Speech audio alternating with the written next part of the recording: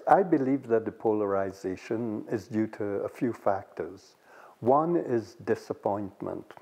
I think that people are disappointed in significant institutes in their life. For example, the church and what has taken place with corruption and unusual behavior by members of the church.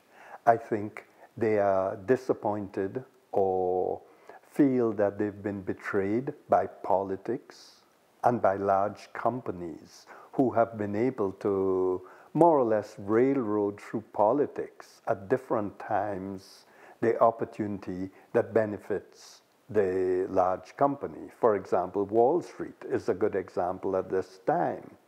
So what happens is that people get stuck in that position where generally they begin to feel helpless. Now, people respond to helplessness in two ways. Within the cultures we talked about, which is so highly adversarial, they become adversarial. And they're over the top a lot of times, or not fully equipped with all the information. So when they do this high emotional type of complaint or response, then they discredit themselves in a certain way because whoever they are complaining about can find holes in their complaints and discredit them. So what has happened is we have become stuck in a culture that is so adversarial that those who are uneducated about the issue remain complacent. So the question is, how do we connect with that silent majority? Because it's a whole spectrum of people within there. There's the inertia and those who are about to take a position one way or the other.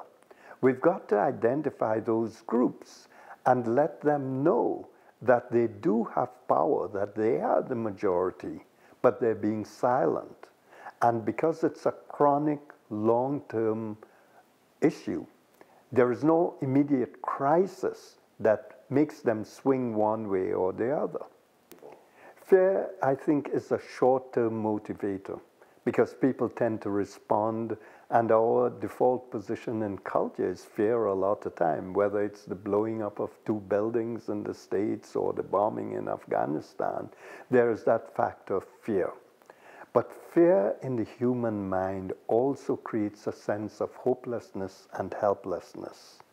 And this is something that we can look at by just shifting the fact or the concept, the abstract concept of fear, and telling people that you have no need to feel hopeless or helpless. One small change, just one position that you can take one way or the other from your central point of inertia can make a big change.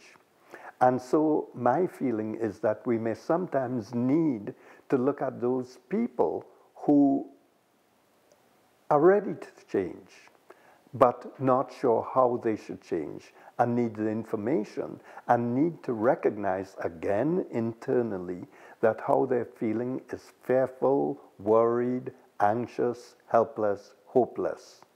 That's how they're feeling inside. And we got to address what does the emotions be what do the emotions be when you hear about the destruction of the planet? What do you feel?